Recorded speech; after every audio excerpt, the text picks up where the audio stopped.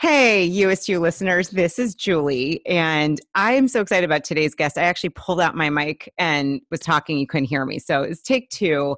You're in for such a treat. Seriously, just make some time to listen. You're going to fall in love with my guest. Let me tell you a little bit about Mike Michalowicz. By his 35th birthday, Mike had founded and sold two multi-million-dollar companies. Confident that he had the formula to success, he became an angel investor and proceeded to lose his entire fortune. Mike is now running his third $1 million venture, is a former small business columnist for the Wall Street Journal, is the former MSNBC business makeover expert, is a popular keynote speaker on innovative entrepreneurial topics, and is the author of Profit First, Surge, The Pumpkin Plan, and The Toilet Paper Entrepreneur, which Business Week deemed the entrepreneur's cult classic. Mike is also funny as all can be, and we're going to have so much fun. Mike, I'm so honored. We're going to horse around, but I got to tell you, you're like, oh, you're going to fall in love with him. And then you start reading all this stuff. I'm like, this guy sounds like the biggest tool ever. Oh, he made $1 million. He sounds real lovable, D-bag. Like, I hate myself right now. So just so you know. We're going to have to get you out of that hole. Let's talk about how not to hate yourself. Yeah. I need that. I need to be the meest me. Quickly. You do. We could talk about, who the heck is the meest? The used you. I don't want to know what the meest means. You know, I've been thinking a lot about this ever since we were talking 2 days ago about this. And I realize I embrace goofiness. And I don't know if that's necessarily a good thing because that really repulses some people. But I really do make light of a lot of things. I just get joy out of fun and goofiness. Yeah. But I also know my humor, if you find it humorous, is like third grade. It's very like juvenile stuff. So I think that's part of me. Secondly, it's funny, you shared a very nice compliment. You said, Mike, you're really smart. I don't feel that. I feel that I'm actually not capable to comprehend intellectual things effectively. So I have to dumb them down for me, which then is a perception of smart. Like, oh, you made something so simple. I can't understand complex things. So I think maybe that comes across as smartness, and I'm flattered by that, and I accept that. I just don't know if I'm necessarily smart as much as need things. I was about to say simpleton. I wouldn't call myself a simpleton. No. No, that's not right. But just someone that needs to simplify things to comprehend. Otherwise, I can't get it. Yeah, so interesting.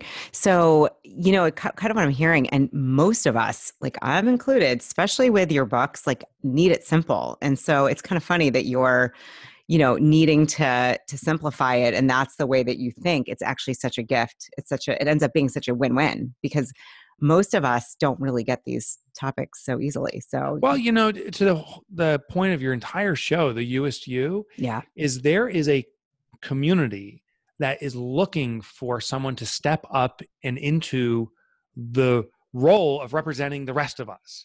Yeah. So that one person that steps up and is the them is them. Oh, that's a new one. The person that's the most of themselves, there is a community that is fearful of being the most of themselves and finally says, oh, there's our leader. And it's true for all of us. Like once I feel that someone is their most of themselves, the USU, that they also are maybe leading in that capacity, but they are following other people who are the them as thems in other categories. Yeah. Just an epiphany I had. I love that we're just making up words here. This is what's going to happen, everyone listening in. So stay tuned because we're going to make up words right here. Oh, we totally will. You guys missed it. We were talking about, I'm wearing a Phoenix necklace because it's my new favorite thing. And we were talking about what sex would it be, right? Right. And so, so just to recap that story, I'm like, we got to look back in mythology. Like, did they say, hey, this Phoenix guy, would they even say that? It's a bird, right? And quite frankly, how often do you go to a bird and you're like, oh, could you spread your legs for me, birdie, so I can tell what's going on? Like, I don't know what sex a bird is. I do know when it comes to robins, like a red-breasted robin, like the bright red ones. Oh, no, cardinals. Cardinals, the really bright red cardinal is a male. The dull one is a female. That's the only bird I can tell. But the Phoenix, I have no idea. Yeah. Like, he didn't go flying out and you didn't see, a set of kunyats swinging behind him as he raised from the fire. And then we're like, maybe, you said maybe he's transgender. Could be. And Yeah. that's what I was thinking. And then I went Yeah. too far because I did this personification of what I perceived a transgender phoenix bird to be like, and his voice. And now I feel that was inappropriate. It's okay. It was very funny. It was very animated. I almost wish that we were rolling because my cheeks are hurting, everyone. Like you cannot make me laugh too much because what happens is they're starting to hurt and that affects my whole, I don't do Botox yet. So it's like going to affect my face and the lines. So like we got to keep it not too funny. So I could see the, that's cute. I could see the phoenix like, if it was like a total guy, you'd be like, oh my God, I'm on fire. If it was a transgender, he'd be like, oh my God, I'm on fire. Like the whole scenario of this phoenix would be different based upon his sexual orientation. It's unbelievable. Yeah. I think I'm going to put a poll out there, what people think. We're going to just do a poll and maybe we'll do a part 2. We'll just talk about the sex of different animals. Male, female, gay or straight, transgender, androgynous. Yeah. Think about that one. Yeah. Who are you? I have no clue. I'm just on fire. I'm just on fire. Someone help me. I can't stop, drop, and roll. It's not working. Right. And did the phoenix stop, drop, and roll? No, it like disintegrated and then rose up. Right. I mean, fire. It's funny thing. Like you drive by, my brother-in-law is a professional firefighter, and like their emblem is the phoenix. And I'm like, dude, rule number 1 of a firefighter is stop, drop, and roll. And your mascot didn't do it. Yeah. He lit on fire and ran away. Right. The one thing you tell people not to do is when you're on fire, don't run away. Right. And that's what your mascot did. Not even run away. He flew away on fire. Yeah. He, she, it, we don't know, but something in the phoenix flew away. That's right. While on fire. It's like the antithesis of what you should do. I don't know. Oh, I thought so. So Mike's taking a drink. I literally thought you were taking a swig of like whiskey. Could you imagine that? This is my little, flask. I'm like, that's funny. All right. Whatevs. We'll just take you anywhere you come. Anyway you come, Mike. So I have drank beer on a show before and people were offended by that. So I'm not a big drinker really, but after hours, like I'll have a beer. Right. And so this was like recorded at 8:00 at night.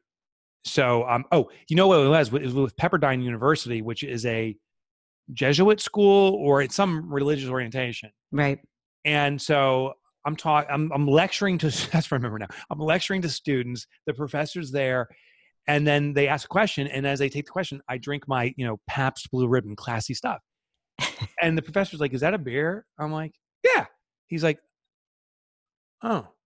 Like he didn't say anything. And afterwards, like, we are a Jesuit institution. We prefer not doing that. I'm like, your students are getting so fucking wasted right now.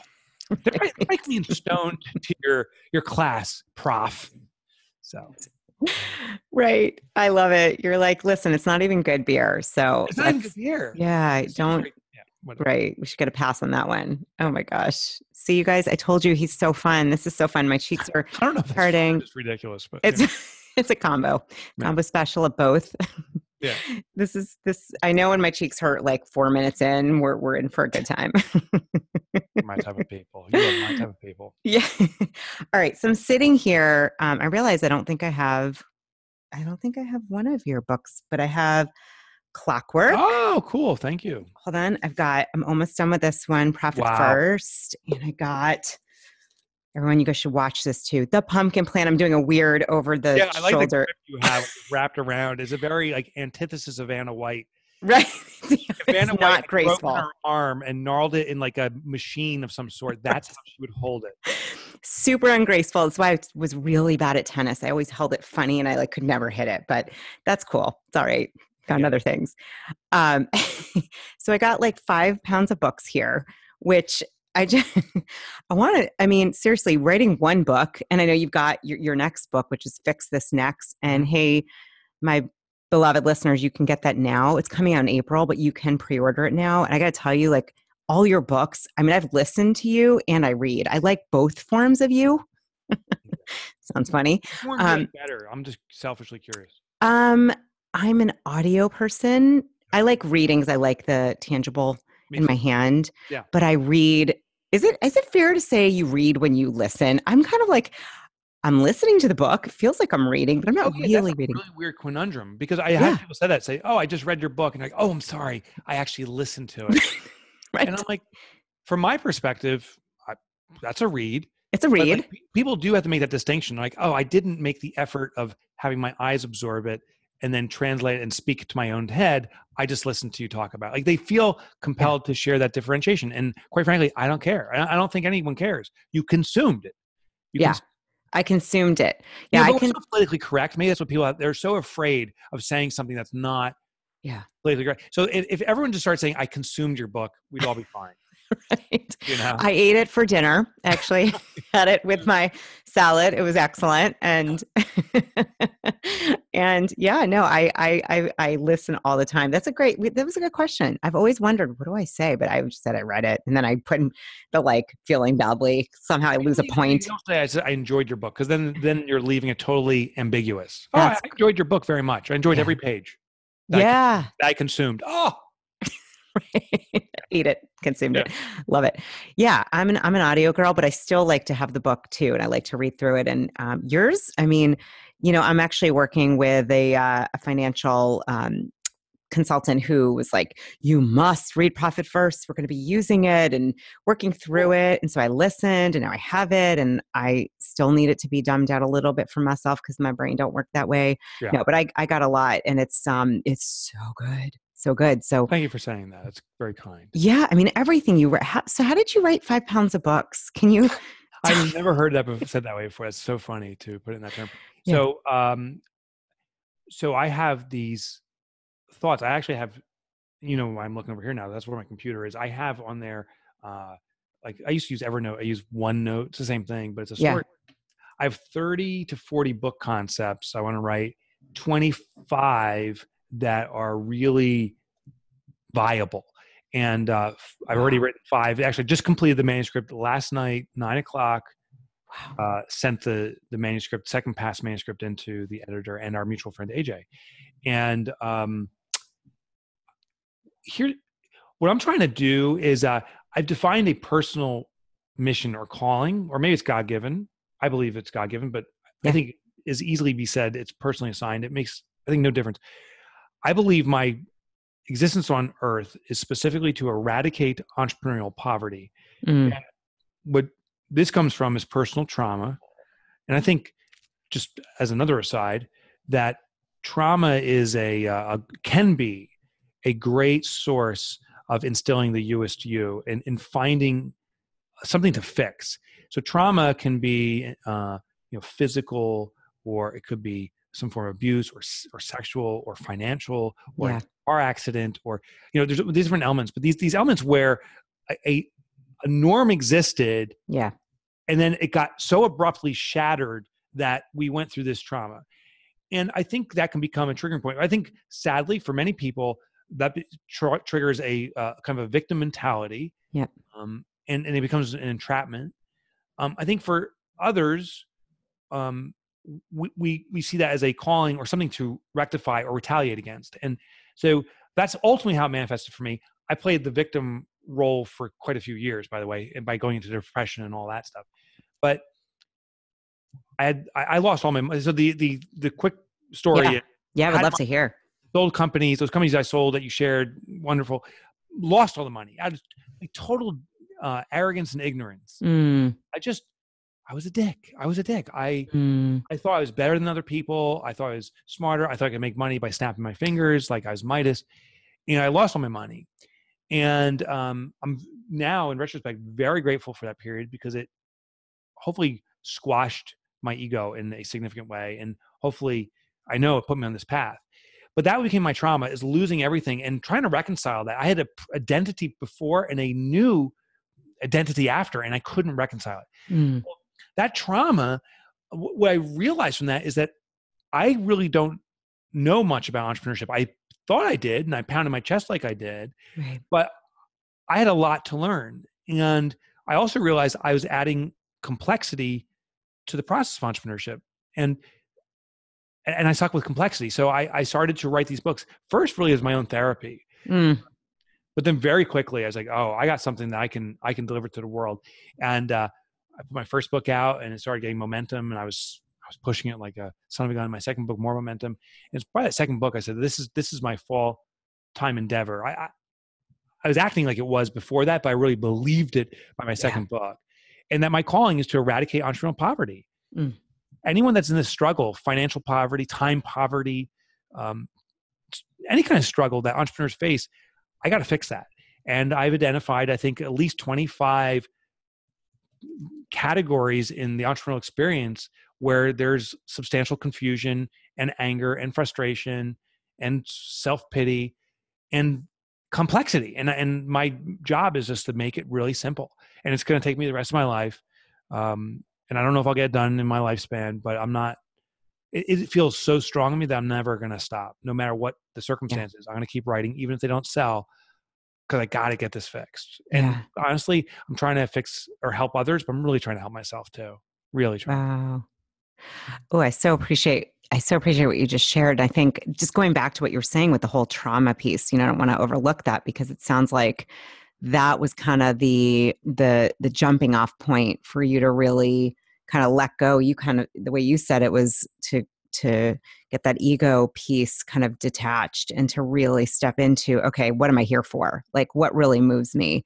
What do I care about? And I love what you said about eradicating entrepreneurial poverty. This is a big one. And I would say financial, and you said time, beliefs like this. I mean, as an entrepreneur, I'm part of a community, multiple communities with a lot of entrepreneurs. Those listening, many people listening either want to be entrepreneurial, are entrepreneurial, have a spouse or partner that is, or just curious about it. And I love this like passion to write. So this is like a daunting question, because again, I'm asking you to go into the 5 pounds of books to talk about this, but I love that. I just love that. It's so hard. They're next heavy. time someone asks me how many books have I written, I'm going to say about 5 pounds. Yeah, exactly. I love that. It's the wrong measurement. When people ask me, like, when I'm like at a store and they say, "What size shirt do you wear?" I say weakling, and people are like, they're like thrown it. Now I'm going to use the 5 pound book line.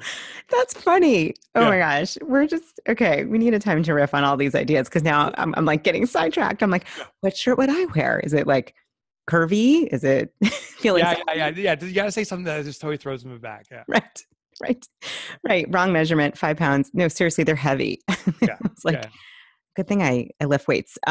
So are there some, I don't know where you want to start, but for those listening in who, I have a feeling many have read Profit First or know of you, there's a spectrum, and maybe just giving us some bite-sized, some of the goods, some of what you can share about what you teach. I mean, wherever you want to start. Yeah, sure. I'll start with Profit First, and you'll see a common theme in everything I do and share. Awesome. Basically, let me start with this. I'm a part-time behavioral psychology studier guy. Like, I'm not certified. I never got to school for it. I love that name. I'm sorry. What? Part-time behavioral studier guy. Studier guy, yeah. And actually, you can see above me, those books, what's up there, about 80% of them are some form of behavioral psychology. Nice. So it's just really interesting. How our mind works is super interesting to me, because it really dictates every outcome. And one concept buried in a few of these books that I really glommed onto is that it is very difficult for us to change our own behavior. Like, if we're doing something, like if you're a smoker, to stop smoking is really fucking hard. Like, yes, it gives you cancer, and every commercial shows that, and you're going to be that, it's going to make your lungs black. We all know that. But why don't we stop? Because existing habits are hard to break. And there's all these reasons why, because of cues and behavioral patterns and stuff. But what I've learned is that if you can continue a behavior, but achieve a different outcome, continuing behavior, a positive outcome, now you set yourself up for success, because the habit already exists. So Profit First, what I did was I first noticed my own behavior. My accountant says, always read your income statement and balance sheet and cash flow statement, like all these different things. And what he told me is never look at my bank account, because that's not reflective of my business's current health. In fact, that's actually distracting. So always look at these statements. Well, what do? My habit is to log into my bank account. Yeah. My system is real simple. If I have money, I can spend it. And if I don't, like, it's a shitstorm panic. Right. And I realized, even though I've been told something, I'm doing something different. So I have an established habit. I subsequently have interviewed other entrepreneurs, and now, well, I'll tell you in a little bit, but many entrepreneurs have absorbed Profit First. Most entrepreneurs, small businesses, do bank balance accounting, log in, see what we have. So I set the profit first system up to be run at your bank. And it's regardless of what bank you have, it's just setting up multiple accounts. And the core concept is this: when money comes in, we're going to allocate it to its intended use prior to spending it. So a portion goes to profit, a portion goes to paying you a salary, which is different than profit. A portion goes to reserving taxes, and a portion goes to operating the business. And now, like when say $1,000 deposit comes in, I used to say, oh, I got $1,000 to spend. No, $1,000 comes in, a portion is for profit, a portion is for my compensation, a portion is for my tax liability. I may only have $400 to operate my business. And so now I have an immediate awareness of what money is available for what purpose, because I've divided this money up into different envelopes. This is the envelope system. Divide them into different categories before I spend it.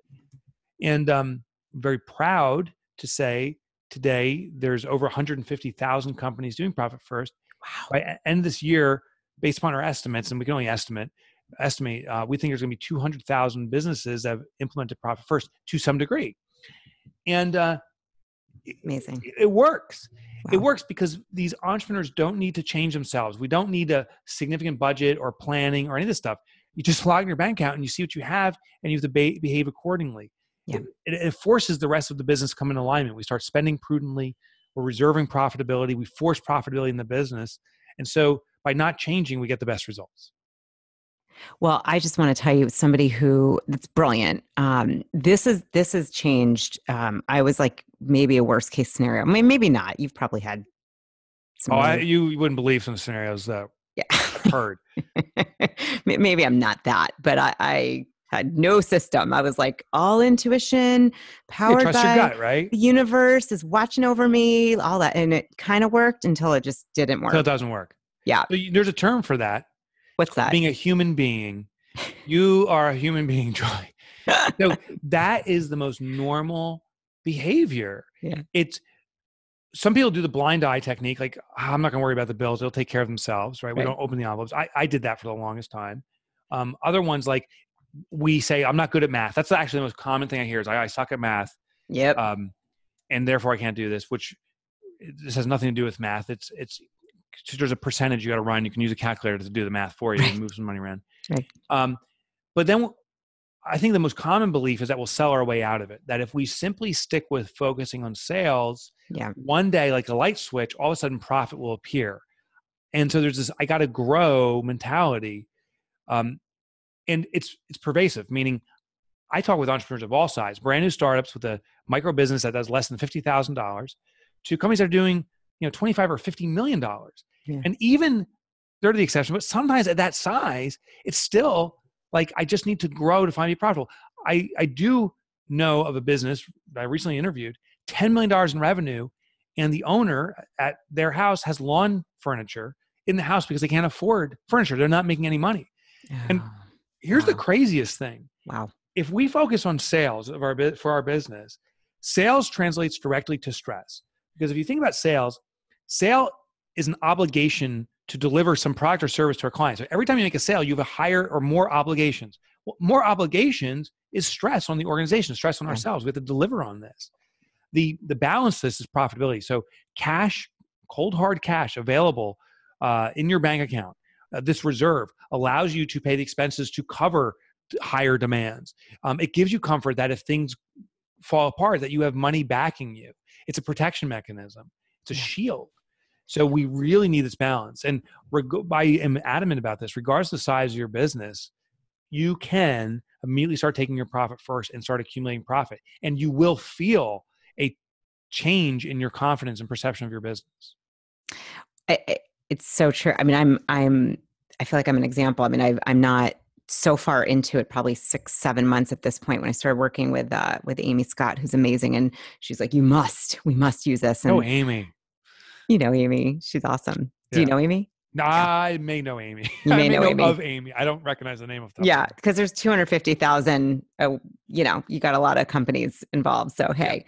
No, but this it's so true. It was interesting. And what I saw was that no matter what I brought in, it was always the same ratio before using this, because I was going from what you were talking about, this mindset of like, I would look at it, but I'm like, all right, I was in the spiritual. I was like, if you have a spiritual category, I was like, all right, universe, you've got it. Like, take care of it. But it worked and it so didn't. Because then I was left with like, oh shoot, I have taxes. Like now what? And I remember when you talk about that, now I love these, my little buckets, like I have my files, my buckets, it's just made a huge difference in my psyche and my feeling I love comfortable. hearing that. Oh, it's huge. And I'm not an expert. I mean, I'm still like, I want to go back. That's why I have the hard copy too. Because when you listen and digest, see, that's the thing you can't highlight. That's the issue with audiobooks. You know, the funny thing about spirituality, and I feel I'm a very spiritual person, Yeah. and psychology, I think they run very parallel. The Yeah. interesting thing that I think may have happened is when you set these little buckets for these different accounts, you started to pay attention to it, right? Yeah. So now you're looking at, and when it comes to manifestation of one concept of spirituality is what you concentrate your efforts or attention to is manifesting or has manifested. Now you're attracting it. Yeah. Well, what I noticed with Profit First is before the system, for most of us, for myself, we actually ignore it. We just say, it'll take care of itself. And we close our eyes. Yeah. And I think that's like the antithesis of spirituality, of saying, I'm not going to think about it. I'm not going to think about it. Yeah. That's why it doesn't happen, because whatever we think about manifests. And when we say, I'm not going to think about the money, the money doesn't appear because we're not thinking about it. Yeah. When we implement Profit First and you start looking at these accounts from a spiritual or psychological perspective, now you're making concentrated awareness. You have a concentrated awareness about something, it's going to grow. There's a saying in business that what gets measured gets done. Yeah. It's the same idea. What you look at gets manifest. What you concentrate your thought energy toward manifests. So I think it all runs in parallel. And I suspect that's what you're doing now. You log in your bank accounts, you see it. You're actually manifesting more money because you're concentrating your awareness on it, I think.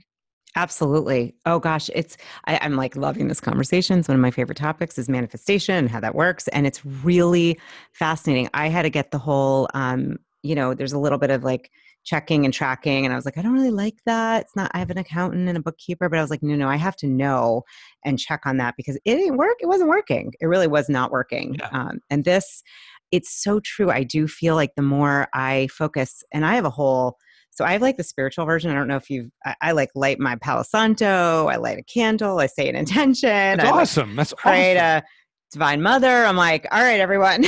And then I'm like, let's look and see. Let's divide. Let's sort. And for me, it's kind of combined your awesomeness and this, for me connecting spiritually. But it's like, it's really incredible what's been happening. Really. I love it. I love it.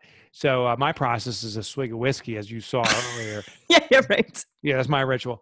What's interesting when it comes, I'll go down a weird, I'll go down a spiritual path.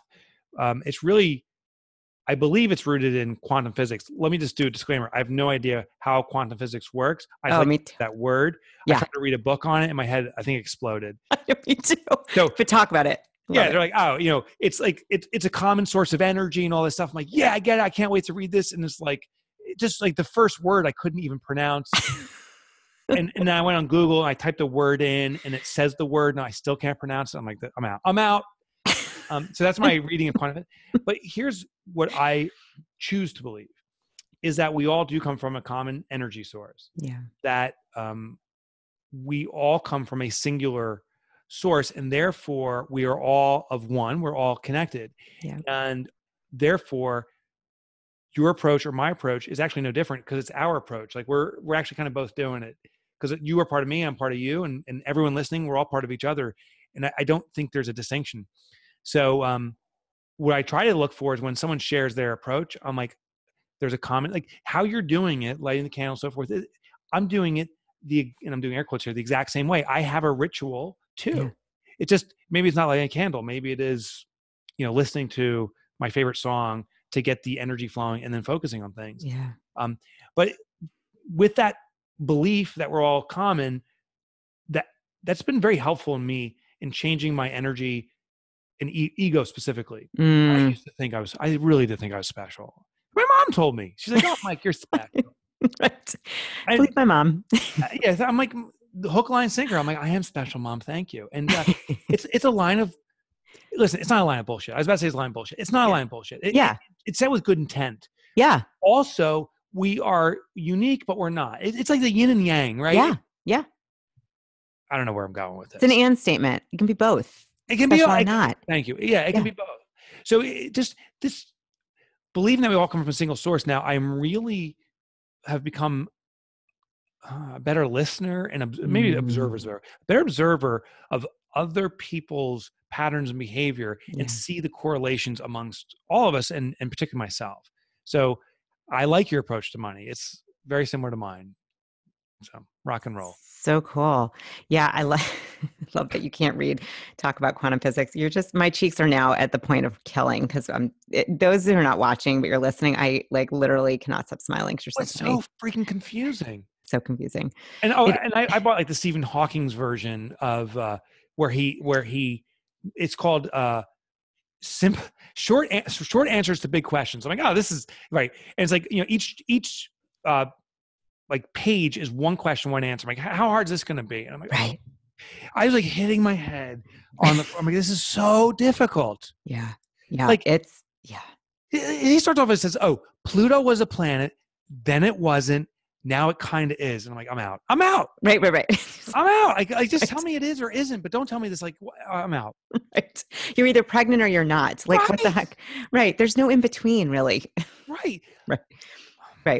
I'm with you. I'm jacked up now. I remember taking in third grade a test, and the test said how many planets in the solar system, and I wrote 8, and I got an F on the test, and the teacher said there was 9.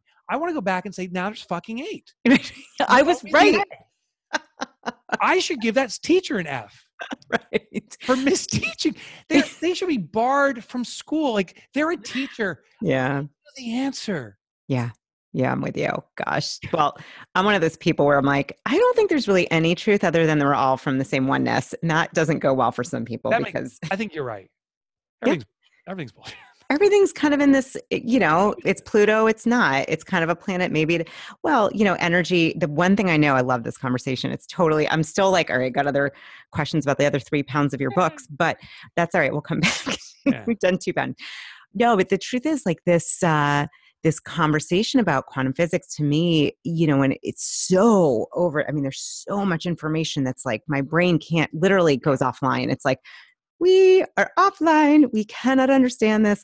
But I'm like, it's just for energy. We're just all energy and different vibrating energy. That's kind of your offline voice becomes higher, like you're a child's almost. Right. She's still cooking now, for God's sake. What are we even doing here? Talking about quantum physics. Right. Talking about creme brulee. Right. We can't even be here anymore. Right. Goes very high. Seriously. My voice turns into like I have a few voices. One turns into like a Johnny Carson, like, that's interesting stuff, Mike. It has that kind of like you're like a kind of like a newscaster voice. Yeah. And it's very critical. It's like, oh, for God's sake, Michael, you're smart on this, aren't you? The answer is you're an idiot. The question is, who's Mike? That's how my voice talks to me. It's very condescending and very newsy Johnny Carson. This is funny. For those listening, what does your voice do? We want to know. Write in. Tell us. What is your voice? What does it sound like? I think it's a great question. Totally. We change our voice when we talk to ourselves. Like, I really do. Yeah. Yeah. It's interesting. Yeah. God, I've had people do like journaling and I've never had someone like try to record it. Like, what does he or she sound like? Or he, she together. And there's different contexts, right? So I have the, like, you've got this voice, which is I start gritting my teeth. The voice is like, you've got this. And the only thing that can move are my lips, but my teeth can't move when it's talking to me. So I actually can't distinguish what the hell I'm saying to myself. I hear, and I'm like, what are you saying to me? What am I saying to me? It's so frustrating because I know it's when the condescending Johnny Carson voice comes. Yeah, it's so clear. It's like, I hate you, Mike. You're an idiot. When the supportive voice comes, it's so incoherent. I don't know what it's saying, and it's competing. We got to change this, but we don't. It takes time to change it. Maybe we start now. We could do some therapy on the inner voice. I know. This is such a different angle than I had. I had no thought about where we go, but this is definitely. I wouldn't have guessed we'd be. Never guessed. Yeah. Nope. Never would have thought. Nope. Never would have thought we'd gotten there. Well, you instigated it. Your voice went up when you started to. Right. Yeah. Right. She goes up. I don't know. I have a whole range. I'm going to spare us, but there's like the badass, like, you have got this. You are awesome. You got it. Like this, like cheerleader, like wrestler woman comes in, like warrior. And she's like cheerleader wrestler. Like, is this cheerleader like wearing a singlet or something? Like, what the hell's going on? No, it's like at that right. Who would that be? I have no idea. Maybe one of those Amazonian women in Wonder I get Woman. better. I get better. Like, because Yeah. a cheerleader wrestler, I see like, give me an A, give me a punch to the face. Like, Doesn't work. Doesn't work. No. Maybe it does. Maybe it does. Yeah, it's sort of that warrior, like you've got. It's like super, and it's pretty competitive with myself, which is so funny. It's like the game is between me and me. Who's gonna win? Yeah, that's good because you can only go and win. You can only win. You can only turn up the heat. That's how my game goes. I only win with me. When I get scared, I get totally scared. So this is a true story. I'm on an airplane, and I was flying to Buffalo from New York. Okay. And so it's a short flight, and all of a sudden, you peak out at 30,000 feet or whatever, very briefly on that short flight because it's only like 2 hours, 3 hours. Yeah. All of a sudden, they start this dive, and what happened, just to conclude the story before I get the real good, interesting part, was we were losing oxygen. The oxygen masks did not drop, by the way. They dove for air. So that's what they're doing. They're diving for air because we're too high up. The air's too thin. When the plane dives, this one woman like shrills, and I get it. But I'm a tough guy. I just sit there and, inside I'm like, oh, geez. But this woman's like, ah! So I look around. I'm like, who shrilled? And then I realized I was the woman who shrilled. Oh, no way. I was the chick. Like, everyone was cool. And I started screaming. Oh, my God. Screaming. So my inner voice came out. So when I'm scared, my voice goes really high like this. And I shrilled. Oh my gosh. Thanks for sharing. And then we leveled off. Oh. And I didn't know what to do. So I just went to the bathroom and sat there for for the next 30 minutes. I was in the bathroom and I'm like, oh no, now people think I have chronic diarrhea. Right. I just don't want people to see me. So I sit in the bathroom and then I don't leave the bathroom. And they're like, he's got diarrhea. Right. The Shriller's got diarrhea. That's what people are thinking. I'm like, this right. is my life. Right. Shriller, who wrote all these pounds of books, has diarrhea. Well, no one knows that. I would never admit that. Yeah, you're like, it's not me. No. Whoever you think it is, not me. Oh, that's horrible. That's thanks for sharing. That's horrible. That's scary. That is like a nightmare. I'm glad you're okay. Apparently it's not scary for the other 700 passengers on the plane. It was scary for me. Everyone else is like, one guy's like flipping the paper. One woman's like painting her nails. Right. I'm shrilling. Like we're all, I'm like, don't you get this? We're dying. Right. No one cared. They were fine. God, that's funny. That's, I'm glad you're okay. Thank you. Yeah, I'm glad you're here. Physically, I'm okay. Mentally, it's still a very traumatic event in my life. Right. Maybe a new course for me now. Right. Well, now we know the other voice. That voice is actually a high-pitched possible female. High-pitched, a little bit bitchy. Yeah. Sure. Yeah. This might have been a past life coming up. That's a whole other combo. Oh, my God. So I had a past life reading. Remember that guy, Mark? He was in our event we met up at down at Elizabeth? Yes. He was like, hey, do you want a past reading? And I'm like, no. And he's like, I knew you'd say that because your past life didn't want it either. I'm like, nice. Hook, line, and sinker. You got me now. I can't deny it. I can't say my past life didn't want it. And I can't say now. He's like, I knew you'd say that. So I said, I'll do a past life reading. So he did it. It's not so funny. Like, oh, I'm totally spiritual. I accept everything. And I'm like, that's too far out of the left field for me. Past lives. Right. I can't deny it. I can't deny its existence. Right. But it was just too out of left field. Yeah. And you ever notice this? Like whenever someone talks about their past life, they were a queen or they were like some royalty or they were a famous knight. Like no one's like, oh, I was a abandoned child. Schoolboy. Right. That, I never hear that. Yeah. Yeah. So true. Yeah. Like no one says like, yeah, I was an abandoned orphan and I had a horrible life. Like no one. No. Yeah, I mean, I actually think I was a queen in a past life. There you go.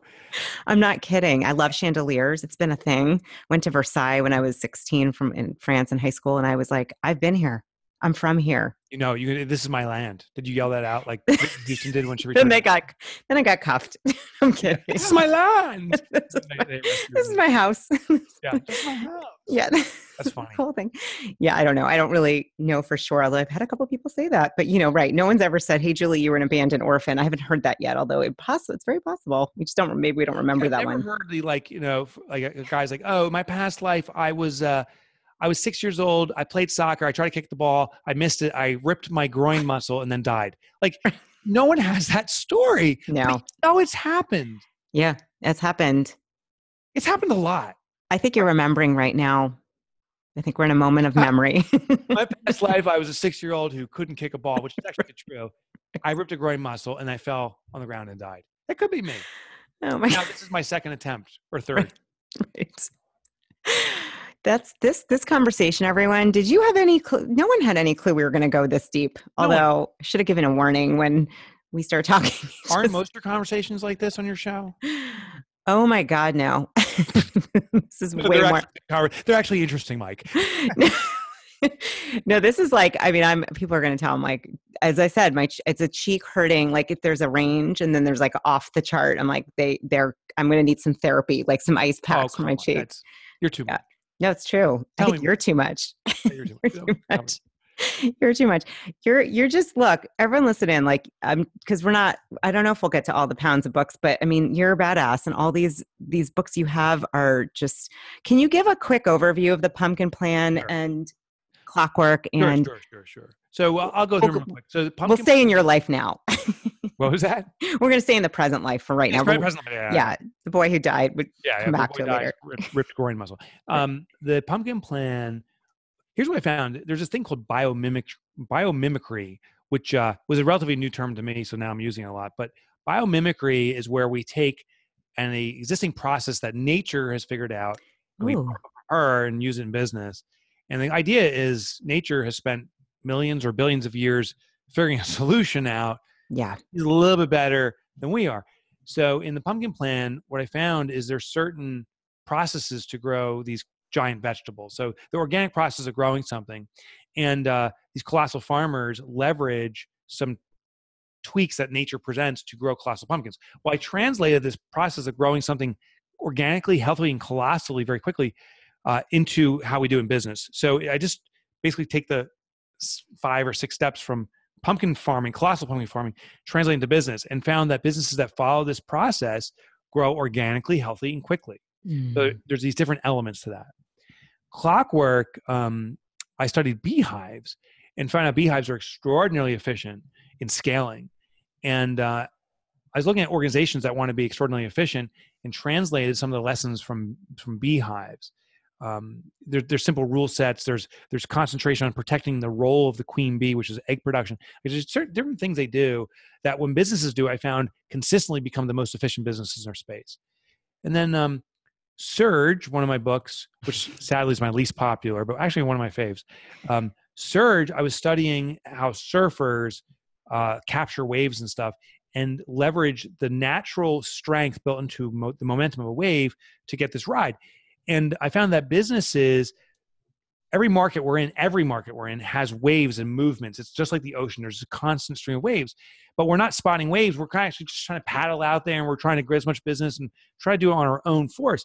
If we can capture the natural, stronger force of the waves in our market, we'll experience explosive growth.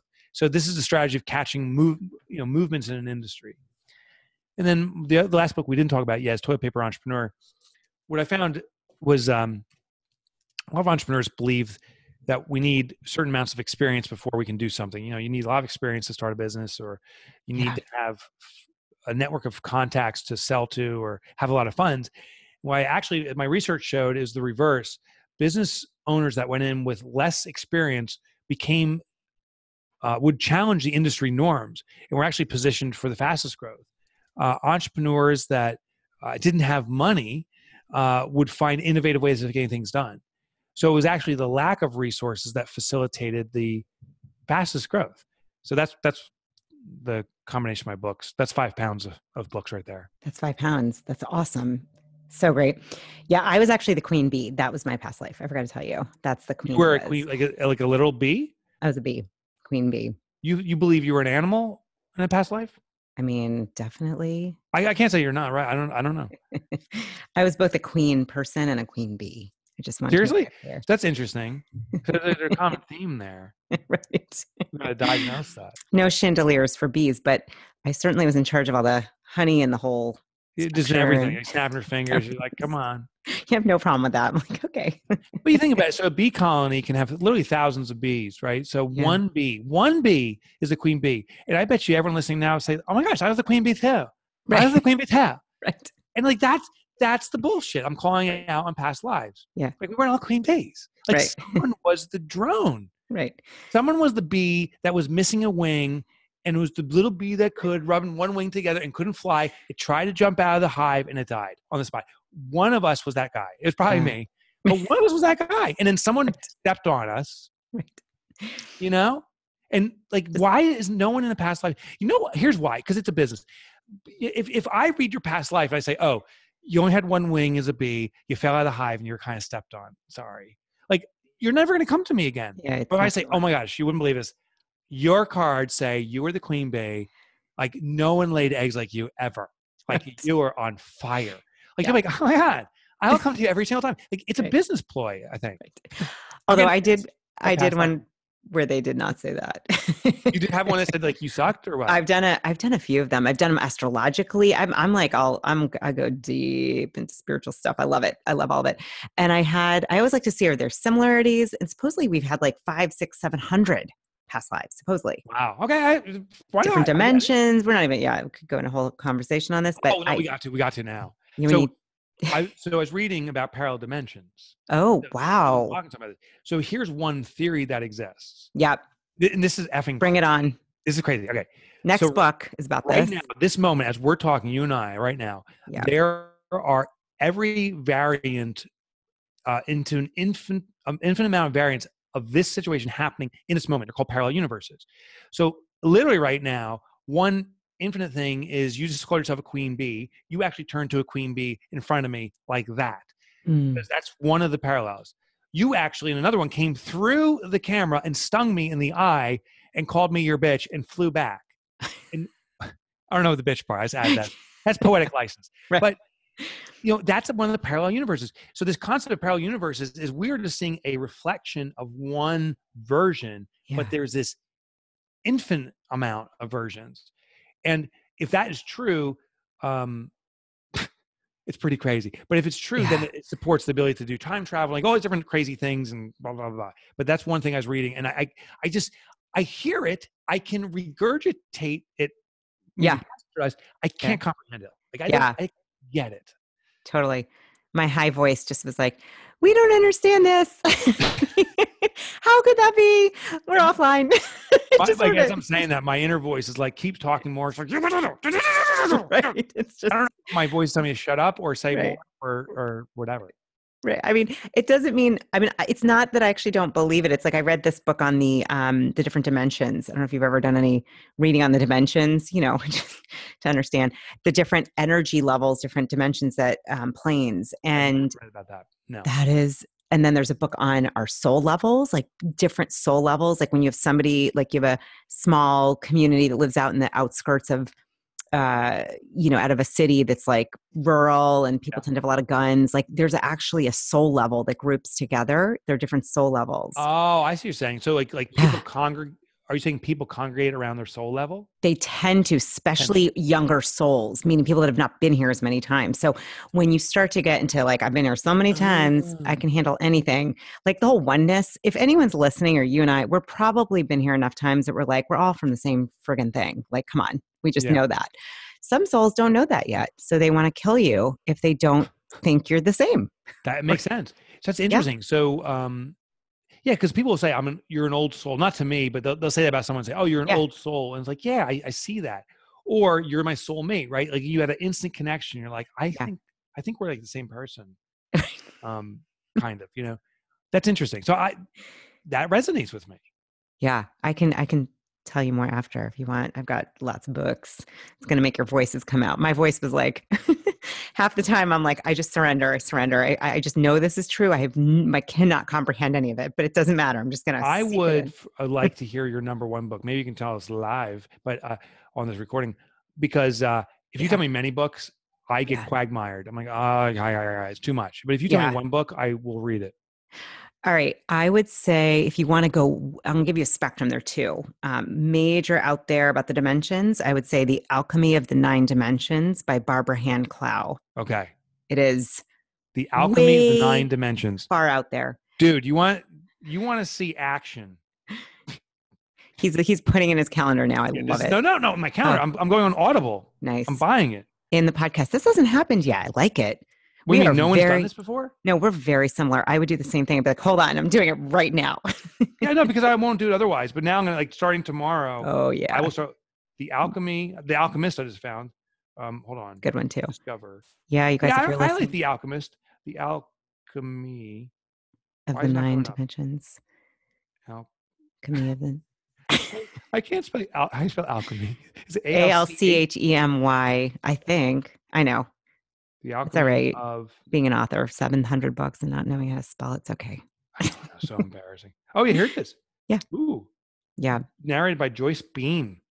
Did Yeah, you know don't know that? Joyce Bean, but it is really, it's powerful. The other one is Conversations with God by Neil Donald Walsh. He is Okay, I actually have read Conversations with God. Barbara Hand Clow with Jerry Clow. I wonder if they're okay. related. They are hubby and wife, as you probably figured out. Okay, the instruction then. This was on Oprah's list by Ainsley McLeod. He talks about soul levels. That's the other one. Since you Cool. already did Okay. Neil Donald. Yep. I'm gonna start with this one, and then Yeah, the instruction. all right, we'll have to Cool. debrief about that at some point. Yeah, we'll do Next time I round see you. 2 and 3. I know. I love it. All right. Well, this has been enlightening. You're amazing. I didn't. Okay. So I was on Mike's podcast. I wanted you to say like a quick, you have an amazing, amazing podcast. You were gracious enough to have me, who has like no math and accounting, but it was fun. We talked about. No, it was fun. Yeah, but so you were on our accounting podcast. We have a sister podcast that too. But Yeah. why it was so important is GMAP. GMAP. You were sharing what that community doesn't hear. Yeah. And it's funny, the resistance I hear is exactly what you said. Like, I have no background in math and accounting, like in math or accounting. But the thing is, we don't want that. We want these people that have a background is to explore something different. So you were gracious to come on. We appreciate it. It was a really cool show. Oh, so much fun. Well, everyone listening, you got to go find Mike Michalowicz. Did I say that right? I practiced all day. You said you nailed it. Oh, phew. You kind of nailed it. His too. Yeah, I kind of, well, because I got insecure at the very last piece. I'm like, did I say it right? Like, I did fade out too. You ever see someone like you don't remember their name? So like I'd see you like, hey, you know, it starts with a J. You're like, hey, John. Yeah. Oh, I'm so good at that because I'm great with faces for the rest of my life. But sometimes the name gets switched. I'll be like, hey, Matt, what's up? And then you're like, that's not like I'll go confidently in the wrong name, which is I think worse. So like if you saw me, you go, hey, Matt. Like if you bastardize the entire name, but just hit the first letter hard, like, hey, Matt. Right. Like, in my head, you're thinking in your head like he heard Mike, and I probably did.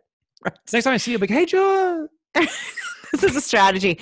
You guys listen up. This is what you can do. Seriously, just use the first letter and let it fall off from there. Yeah. It's okay. It's all right.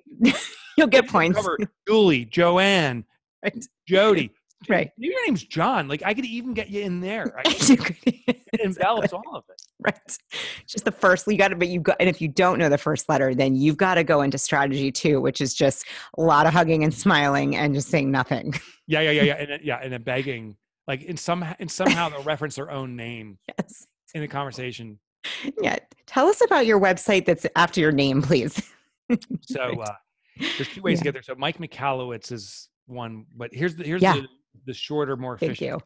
It's MikeMotorbike.com. So great. So my nickname in high school was Mike Motorbike. I don't know why I got that. I never driven a motorcycle. So I don't know how I got that. It rhymed. Maybe it was from 3rd grade. I don't know. So but MikeMotorbike.com, you go there. It brings you to my site. All 5 pounds of my books are available there for download for free. You can check out chapters from them. I used to write for the Wall Street Journal, as you shared. So those articles are there. I'm also a podcaster and a blogger. So all free at my site. But you got to click on, when you get there, it's a big button that says Get the Tools. Click on That's it. Get the Tools. Get the tools. MikeMotorbike.com. We'll have it in the show notes. Everybody should subscribe to both of his podcasts. Get the books. You're awesome. I got to say, you're a little humble. That's okay. I'm going to just say for you, I mean, you're funny as all can be. You got some really great words worth spreading. I'd like to see you do a few more TED Talks, by the way. Oh, I'd love to. Just putting that out there. Thank you for all those kind words. And it's been a pleasure to be on your show. Right. Thank you. Oh, you guys, I'm going to have to end this because it's the end of it. We want you to listen again to another conversation, but seriously, you're awesome. You're great. Sure.